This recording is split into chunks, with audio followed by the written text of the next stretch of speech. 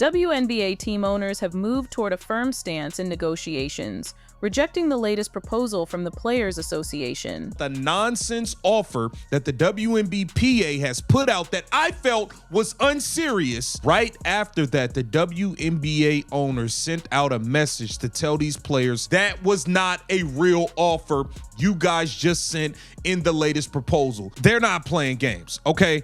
Here it says, the WNBPA countered the league's the union seeking 25% of total league revenue in year one, housing, and yada, yada, yada.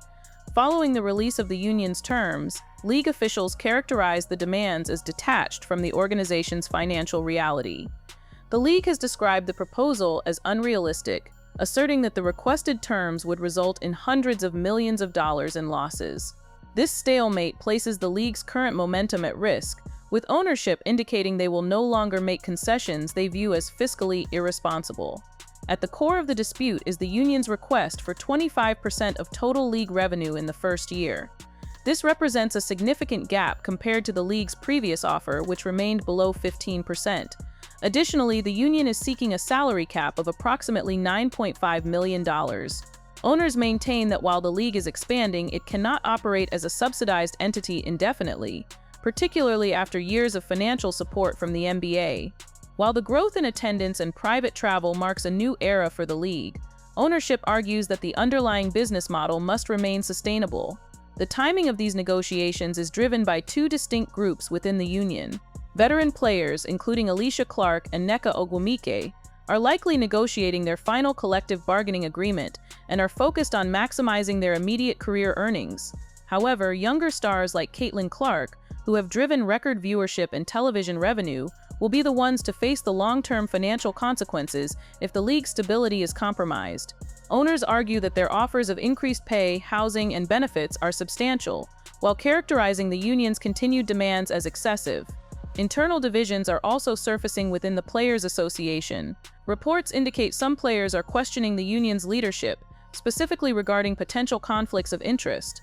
Several board members are co-founders of the Unrivaled League, a separate entity that could be viewed as a competitor.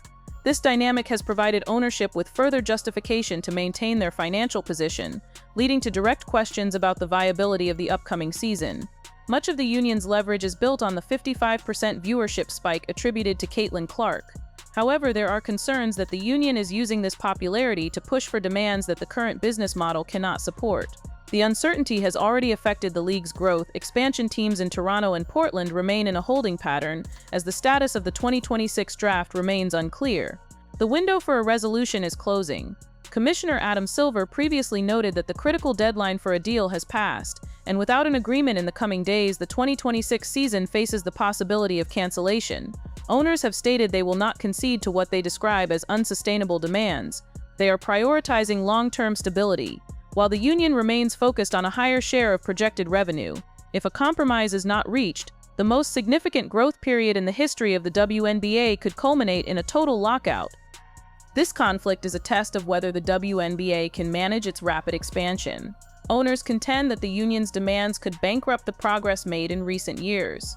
Whether viewed as a necessary push for fair market value or a risk to the league's solvency, the result remains the same. The 2026 season and the momentum generated by its newest stars are at risk. Currently, neither side has shown a willingness to retreat from their positions. The financial architecture of the WNBA is currently defined by a fundamental disagreement over the valuation of its future. While the league has transitioned from a period of relative obscurity into a high-growth phase, the owners maintain that the union's revenue demands skip several necessary steps of institutional stabilization. The transition from a league that required consistent subsidies from the NBA to one capable of supporting a 25% revenue share is, in the view of the owners, a process that requires years, not a single collective bargaining cycle. The insistence on such a high percentage in the first year of a new deal represents a departure from the incremental growth models typically seen in professional sports startups. Ownership groups have pointed to the operational costs associated with the league's recent upgrades, including the transition to full-time charter flights and enhanced training facilities, as evidence that the league is already reinvesting at its maximum capacity. The proposal for a salary cap near $9.5 million per team creates a separate set of logistical challenges. For the owners, this figure is not merely a number on a balance sheet, but a threshold that threatens the solvency of smaller market franchises. Allity's counteroffer, which failed to reach 15% of revenue, was designed to protect the baseline operations of the teams that have struggled historically to break even. By pushing for a cap that nearly triples the current standard, the union is betting that the recent surge in media interest will translate into immediate and sustained liquid capital. Owners, however, view this as a dangerous assumption. They argue that the current media rights deals, while record-breaking, are backloaded and do not provide the immediate cash flow required to satisfy the union's immediate demands. This economic divide is further complicated by the internal politics of the Players Association. The presence of veteran leaders like Alicia Clark and Nneka Ogwumike has created a focus on immediate financial security. These players are aware that their time in the league is limited, and the 2026 season could represent their final opportunity to secure a significant contract. Their priority is the present. Conversely, the arrival of a new generation of talent, led by Caitlin Clark, has introduced a different set of stakes. The younger players are the primary drivers of the television ratings and ticket sales that the union is using as leverage, yet they are the ones who stand to lose the most if a prolonged lockout occurs. If the 2026 season is canceled, the veterans may retire with their existing earnings, but the younger stars will lose a critical year of their prime and potentially the goodwill of a newly engaged audience. The emergence of the unrivaled league has introduced an unprecedented variable into these labor negotiations. Sophie Cunningham's public criticism of union leadership highlights a growing concern regarding the motivations of those at the bargaining table. The fact that several board members are also co-founders of a competing professional entity has led to accusations of a conflict of interest. From the perspective of ownership, it is difficult to negotiate in good faith with a union whose leadership is simultaneously building an alternative platform for the league's top talent. This has created a perception that the union may be using the WNBA negotiations to improve their standing in other ventures, or that they are less concerned about a potential lockout because they have an alternative source of income. This distrust has slowed the pace of talks and hardened the owners' resolve to protect their investment. The expansion of the league is also currently stalled. The Toronto Tempo and the Portland Fire were intended to be the centerpieces of a new, broader WNBA footprint. However, these franchises are effectively paralyzed by the lack of a collective bargaining agreement. Without a defined salary cap or an established set of rules for the expansion draft, these teams cannot hire coaching staffs, sign players, or sell season tickets with any degree of certainty. The owners of these new franchises are being asked to invest hundreds of millions of dollars into a league that may not even play in 2026. This uncertainty is not just a domestic issue. It affects the league's global reputation and its ability to attract international investment. The 12th hour described by Adam Silver is a reference to this total systemic freeze. The viewership spikes, while impressive, are a double-edged sword in a labor dispute. The union points to the 55% increase in ratings as proof that the players are being undervalued. Owners, however, see these numbers as fragile. They argue that the audience is tied to specific stars rather than the league as a whole, and that any disruption in play could cause those fans to migrate to other sports. There is also the matter of fan engagement. While the league has gained millions of new viewers, there have been documented instances of friction between the established player base and the new audience. Ownership is concerned that the union's aggressive stance, combined with this cultural friction, could alienate the very fans who are fueling the league's growth. The owners have categorized the union's tactics as shady games, a reflection of the deteriorating relationship between the two sides. This language suggests that the dispute is no longer just about the math of revenue sharing, but about the fundamental direction of the league. Owners want a sustainable, long-term business model that can survive the eventual fluctuations in media interest. The union, perhaps sensing that their leverage will never be higher, is pursuing a jackpot strategy. This mismatch in philosophy is what makes a lockout appear increasingly likely. In previous negotiations, there was a shared understanding that the league was in a developmental phase. That consensus has vanished. As the deadline for the 2026 season approaches, the consequences of a failed negotiation become more tangible. A lockout would not just stop the games, it would halt the momentum of a movement. The infrastructure of the league, the television contracts, the sponsorship deals, and the expansion plans is all predicated on the assumption of continuous play. If the league goes dark in May, the financial losses will extend far beyond the $100 million projections currently being cited. The damage to the brand, specifically the connection with the fans who have only recently started following the game, could be permanent. The players' demand for 25% of revenue is based on the belief that the league's value has been fundamentally transformed. They see the private jets and the sold-out arenas as evidence that the old financial rules no longer apply. Owners counter that those jets and arenas are the result of massive capital expenditures that have yet to produce a profit. They maintain that the league is still in a precarious position where one bad financial cycle could undo a decade of progress. This is the financial cliff that ownership refers to. They are refusing to sign a deal that they believe would guarantee a deficit, regardless of the public pressure to pay the athletes more. The role of the expansion teams, Toronto and Portland, serves as a microcosm for the broader conflict. These teams represent the future of the league, new markets, new revenue streams, and a larger platform. Yet they are currently sitting in the dark, unable to move forward. The owners of these teams joined the league under the impression that they were entering a period of unprecedented stability. Instead, they find themselves in the middle of a labor war that threatens to delay their inaugural seasons. This situation has created tension within the ownership group itself, as the established owners and the new expansion owners weigh the risks of a prolonged work stoppage.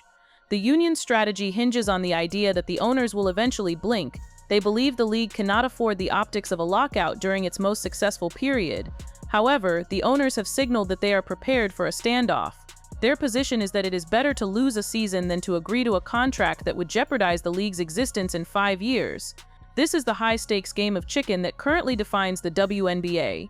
The math remains the primary obstacle: 25% of total revenue versus less than 15%, and a $9.5 million cap versus a much more conservative league proposal. The 12th hour signifies that the time for creative accounting and minor concessions has passed. The two sides are no longer discussing the details of the contract. They are debating the viability of the league's economic structure. If the union continues to insist on terms that owners label as fantasy, the 2026 season will remain on life support. The transition from a subsidized league to a self-sustaining one is proving to be the most difficult period in the WNBA's history. The outcome of this dispute will determine not just the salaries of the players, but the very survival of the league in its current form. The reality of the situation is that the league's growth has outpaced its legal and financial framework. The collective bargaining agreement that worked for a league with lower viewership and fewer teams is no longer applicable. However, the speed at which the union wants to bridge that gap is what the owners find unacceptable. The owners view the union's demands as an attempt to capture future value that hasn't been realized yet. The players, meanwhile, feel they have been underpaid for years and are refusing to wait any longer for their share of the success they helped create. This standoff is occurring in a vacuum where no one is blinking. The owners are firm in their belief that they are protecting the league from financial ruin, while the players are equally convinced that they are fighting for their fair market value. The expansion teams are the most visible victims of this stalemate, but the fans are the ones who will ultimately decide the league's fate. If the 2026 season is lost, the question will not be who won the negotiation, but whether there is a league left to play in. The momentum brought by the current rookie class is significant, but it is not infinite. A lost year could break the habit of viewership that has only just begun to form. The final days of this negotiation will be the most critical. If a deal is not reached, the 2026 season moves from endangered to canceled. The owners have made their final offer clear, and the union has responded with a proposal that ownership considers a non-starter. The gap between 15% and 25% revenue share represents millions of dollars that neither side is willing to give up. As the clock runs out, the WNBA stands at a crossroads. It will either find a way to share its new wealth or it will succumb to the pressures of its own success. The stakes are no longer about the next game, but about the next decade of women's professional basketball. The logistical freeze extends beyond the roster sheets and into the physical infrastructure of the league's planned expansion. For the ownership groups in Toronto and Portland, the lack of a collective bargaining agreement has transitioned from a professional hurdle into a financial liability. These groups, operating under the provisional names Toronto Tempo and Portland Fire, have already committed significant capital toward arena leases, corporate staffing, and regional marketing campaigns. Without a confirmed 2026 season, these investments are effectively stranded. Market analysts note that the cost of maintaining a front office for an expansion team that cannot sign players or sell guaranteed season tickets exceeds several $100,000 per month. If the lockout persists through the first quarter of 2026, the league may be forced to offer these ownership groups financial indemnification or risk the withdrawal of the expansion bids entirely. From a structural standpoint, the debate over revenue sharing is inextricably linked to the league's new media rights agreements. The 11-year deal, valued at approximately $2.2 billion, is the primary reason for the union's aggressive 25% demand. However, the disbursement of these funds is backloaded, meaning the largest payments do not arrive until the latter half of the decade. The owners argue that the union is attempting to draw against future earnings that have not yet materialized on the league's balance sheet. Providing a 25% share of total revenue today would require the league to take on significant debt to cover operating costs, a move that several long-standing owners have flatly refused. This disagreement represents a fundamental clash between speculative valuation and current liquidity. The presence of the unrivaled league adds a layer of complexity to the negotiation that has no precedent in women's professional sports. By providing a high-paying alternative for the top 30 players in the world during the off-season, Unrivaled has fundamentally altered the leverage dynamics of the WNBPA. Ownership views this as a direct threat to the WNBA's exclusivity and its primary product. Internal league memos suggest that owners are concerned that the union leadership, many of whom have equity in Unrivaled, may actually benefit from a shortened or canceled WNBA season, as it would allow their startup league to capture more of the basketball calendar. This perceived conflict of interest has stifled the collaborative atmosphere that previously defined WNBA labor relations. As the calendar moves closer to the projected start of the 2026 training camps, the secondary effects of a lockout become more pronounced. Professional sports leagues rely on a complex web of seasonal contracts that extend to stadium security, broadcast crews, and local vendors. In cities like Las Vegas, New York, and Chicago, these vendors are currently operating without the certainty of a summer schedule. The loss of a single season would result in the forfeiture of millions in local economic activity, much of which is driven by the surge in attendance seen during the 2024 and 2025 campaigns. Owners maintain that a lockout would not only punish the players, but also the working-class employees who facilitate the game day experience. The specific demands regarding player benefits further highlight the divide. Beyond the salary cap and revenue share, the union is pushing for lifetime health insurance for 10-year veterans and significant increases in the league's pension contributions. While ownership has expressed a willingness to improve post-career support, they have labeled the union's specific funding requirements as fiscally irresponsible. The owner's counterproposal focuses on incremental increases tied to the actual realization of profit rather than projected revenue. This conservative approach is rooted in the league's history of financial fragility, a reality that ownership believes the current union leadership is ignoring in favor of short-term gains. In the front offices of the Toronto Tempo and Portland Fire, the silence is particularly damaging. These organizations need to hire hundreds of employees to be ready for an inaugural season. Without a CBA, they cannot execute the expansion draft, which is the mechanism intended to populate their rosters with established talent. If the draft is delayed past February, the logistical window to move players, secure housing, and integrate them into a new city will essentially close. This creates a scenario where even if a deal is reached in April, the expansion teams might be forced to delay their entry into the league until 2027, further complicating the league's growth strategy and its obligations to its new partners. The media landscape is also shifting in response to the stalemate.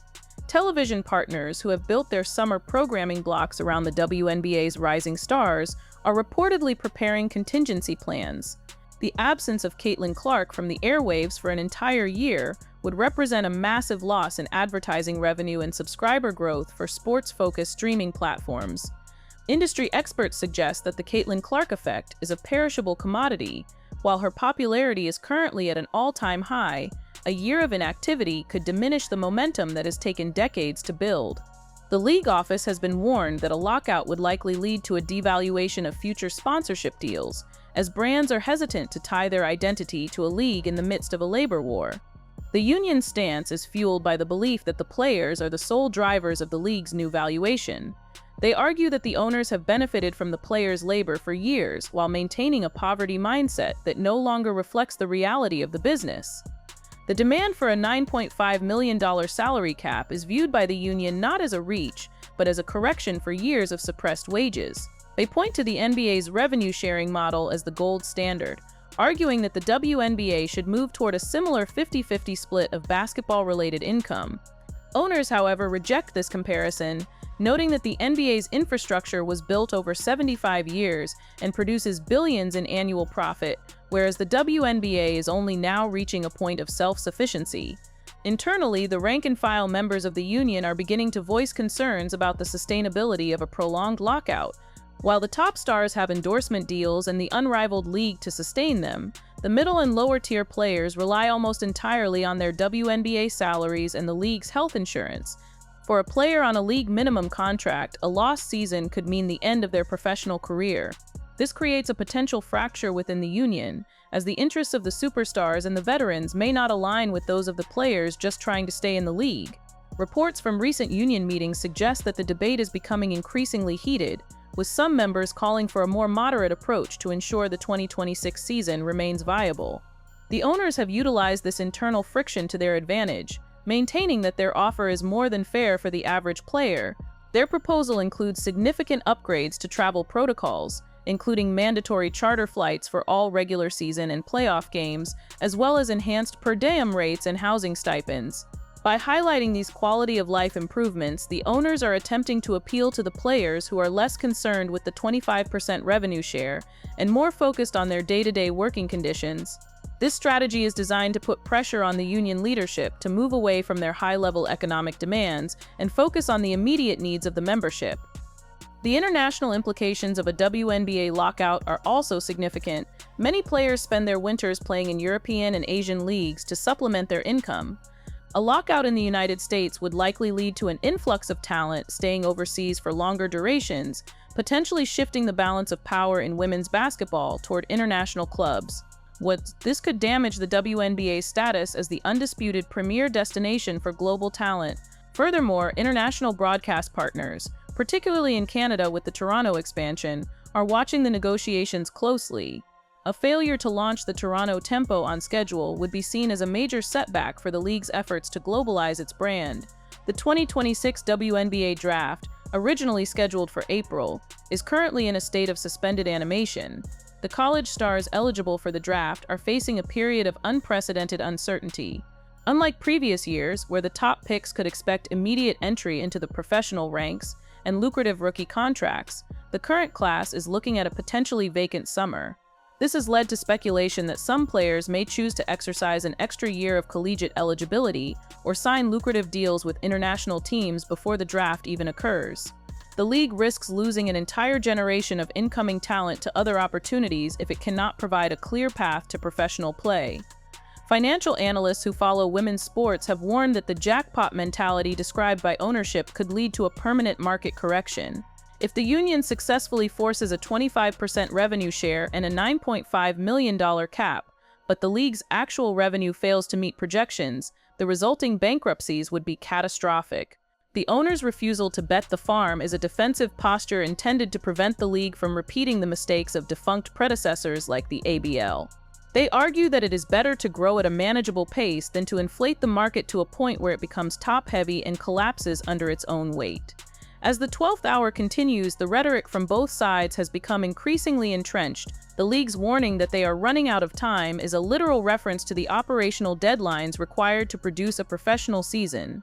By mid-March, the league must have a schedule, a broadcast plan, and a certified list of active players to meet its obligations to its partners.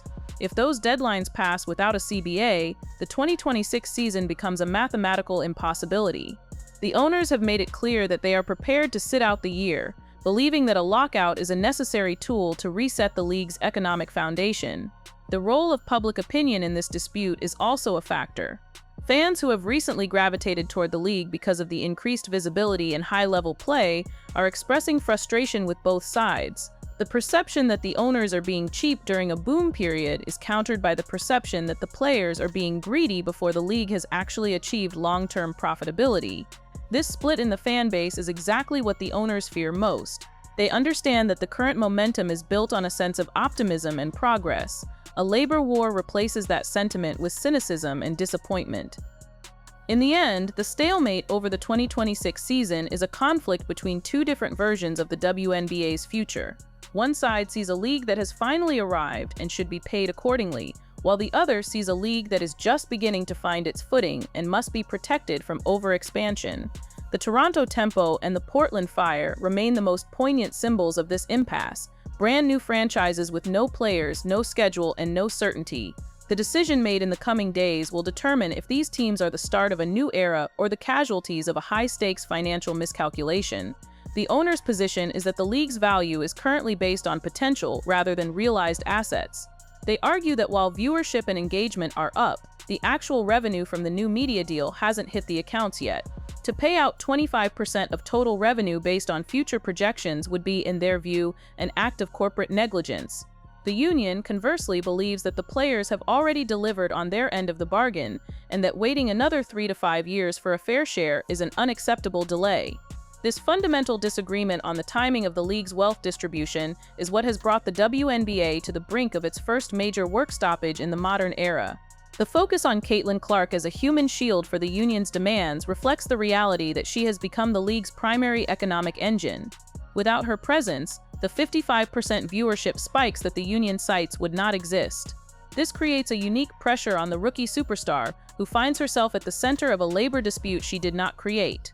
If the season is lost, she loses the opportunity to build on a historic debut, and the league loses the revenue she generates. Both sides are aware of this, yet neither has been willing to use her influence to find a middle ground. As the deadline approaches, the possibility of a total lockout looms as the most likely outcome. The owners have established a red line on revenue sharing that they seem unwilling to cross, and the union has characterized any offer below 20% as an insult to the players' contributions. With neither side blinking, the 2026 season remains on life support. The transition from a subsidized entity to a major professional league is proving to be a painful process, one that may require a lost year to resolve.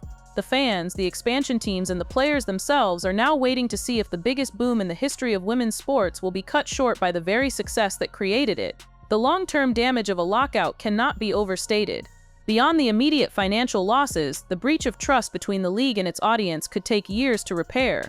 The WNBA has spent nearly 3 decades building its brand, and the last 2 years have seen an unprecedented acceleration of that progress. To stop that momentum now over a percentage points dispute would be a historic failure of leadership on both sides. Yet, as the 12th hour passes, the focus remains on the math rather than the mission. The 2026 season hangs in the balance, a casualty of a league that grew faster than its ability to agree on how to share the rewards,